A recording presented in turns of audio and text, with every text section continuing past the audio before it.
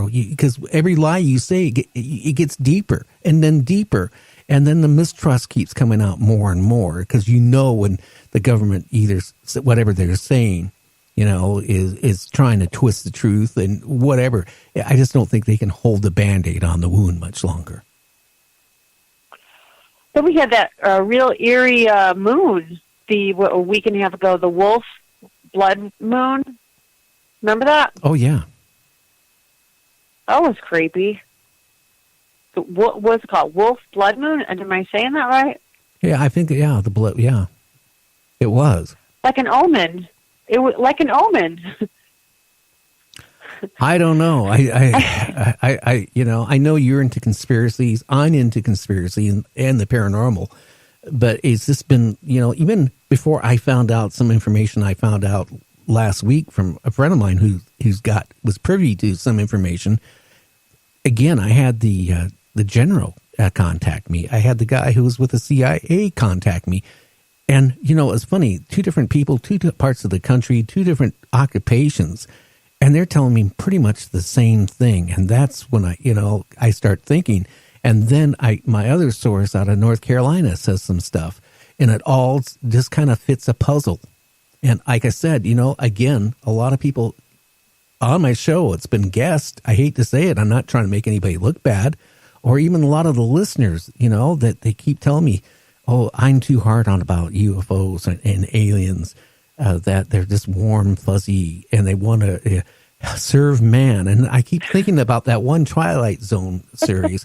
To serve man was not to serve man. It was to serve man on a plate. Yeah. Right. Anybody who if they're getting here before we get to their home, they're smarter than us. That's obvious. So why would they want to be nice to us and invite us into their fold? They would want to use us for something, I would think.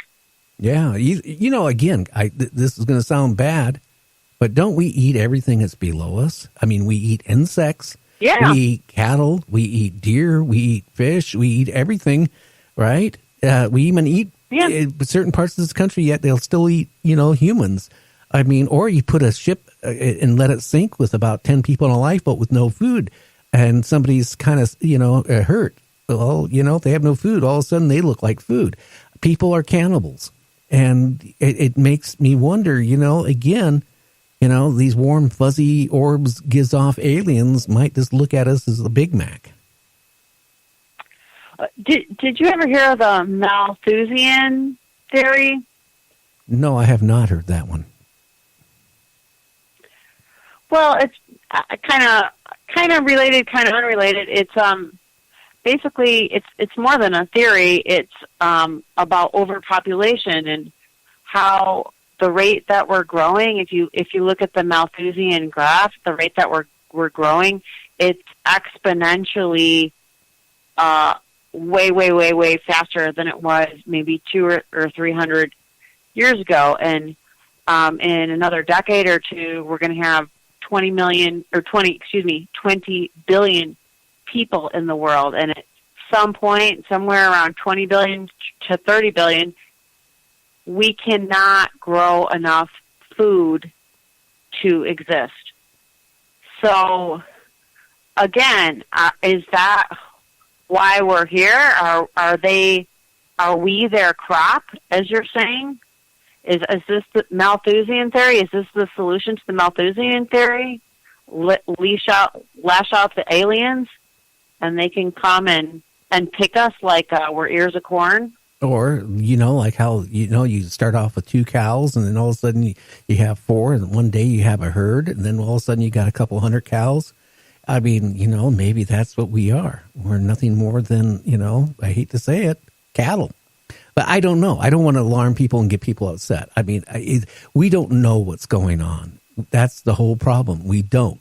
If we had an honest government or governments in other countries that certainly, if they would come out and tell the people what is going on, I think people could have handled it.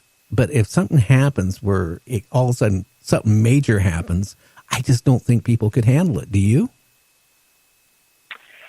Well, I think 80 years ago or so, when they did that War of the Worlds thing on the radio. That was a test run. Do you remember that? I mean, I don't think either one of us were definitely not alive, but of course it was studied in school.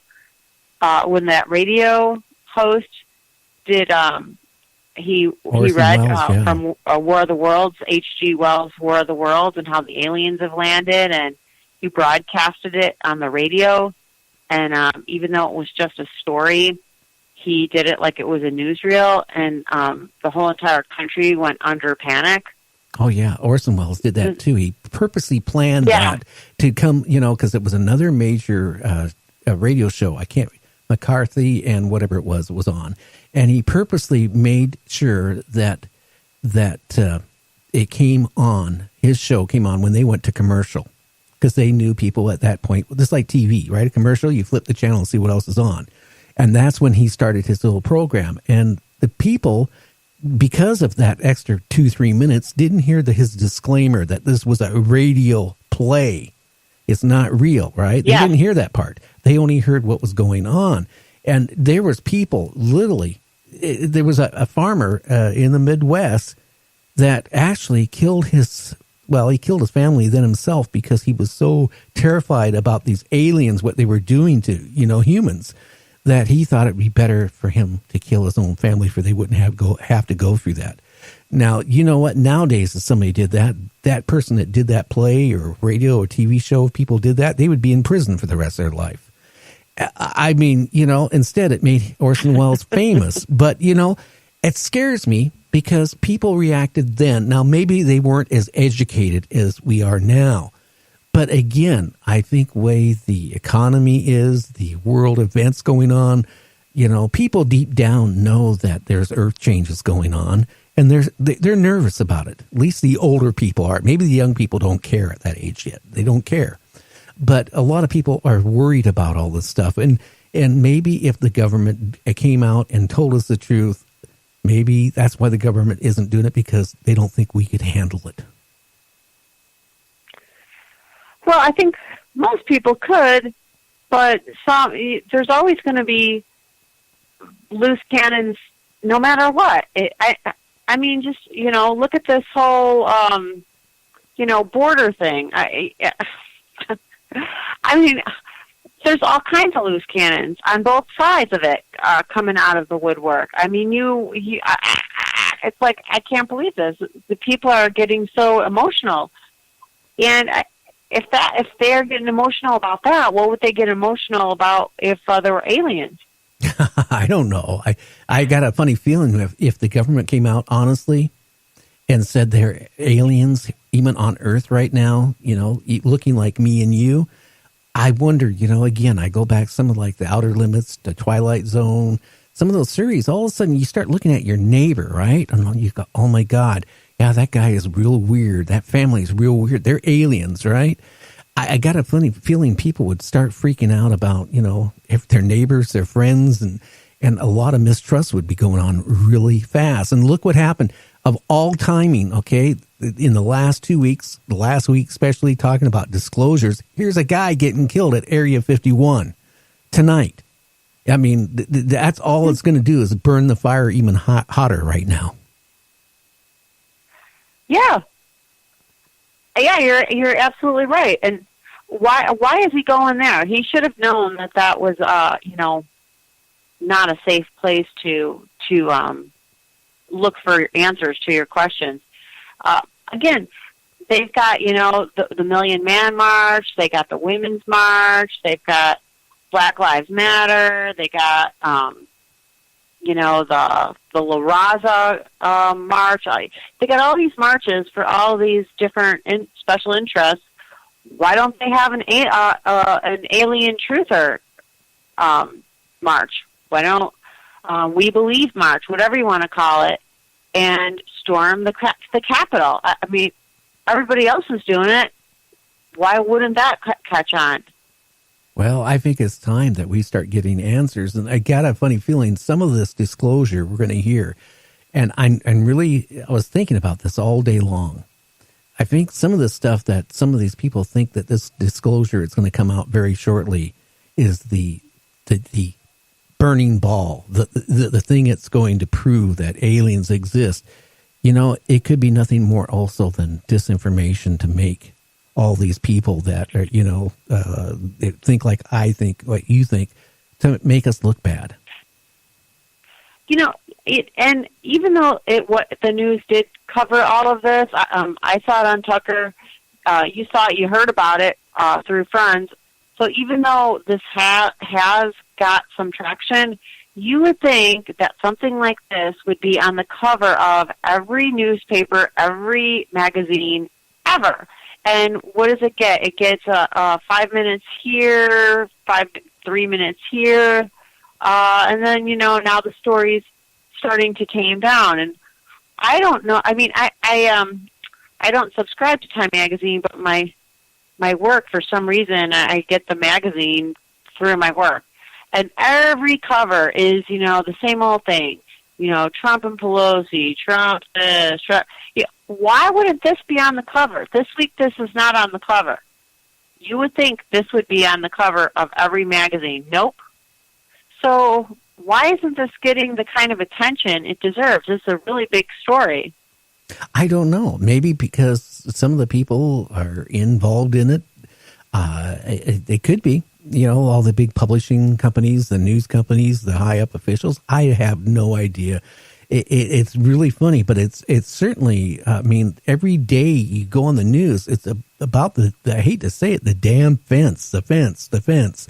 Every single day, to the point, and even talking about global warming has taken a big back burner. Yeah, and it's all about the fence for the last 2 months. Or if it isn't the fence, it's about the tariffs, and that our economy. That's all you hear about that. But this disclosure thing is really circulating big now. Maybe with this guy getting killed, it's going to even draw more interest into it now, or maybe something will come out over it. I don't know, but boy, I sure wouldn't want to sacrifice myself for something like that. No, but it should be done in a civil, peaceful, lawful way. It should. It deserves to be a protest. It deserves some news coverage. A couple minutes here and there. Again, that just feeds into the whole conspiracy. And it does. And our time is almost up.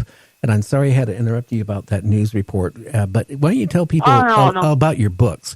Because I really think you have 2 books out there, that I think are important for people to get their hands on. So why don't you tell everybody about some of your writings?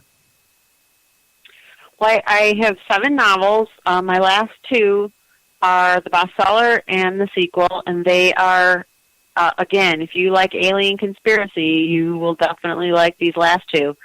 They incorporate the conspiracies from Roswell. They go into aliens and Operation Paperclip.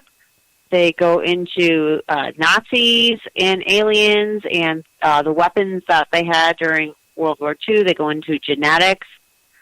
They all kinds of research went into these books, and they're a fun ride into a conspiracy tale about a girl who finds out that she is a hybrid alien and human, and it goes from there. I have another book that hopefully will come out this summer. That one is called Crowns and Cabals, and I hope you have me back in the summer. I'd love to talk about that one. That is about New World Order conspiracy theory and how it plays out in the future. You can find me on Twitter at Halo of the Damned. You can find me at Facebook, Dina Rae Books. You can find me on Pinterest, Dina Rae Books. You can find me on Instagram. I think my name is Dina Rae on Instagram. I can't remember. I don't use that one very much. Find me on Google Plus. I have my own blog. It's called Dina Rae's Right Stuff, right with a W, and at .blogspot.com. I'm all over the internet. I love to do radio shows such as yours,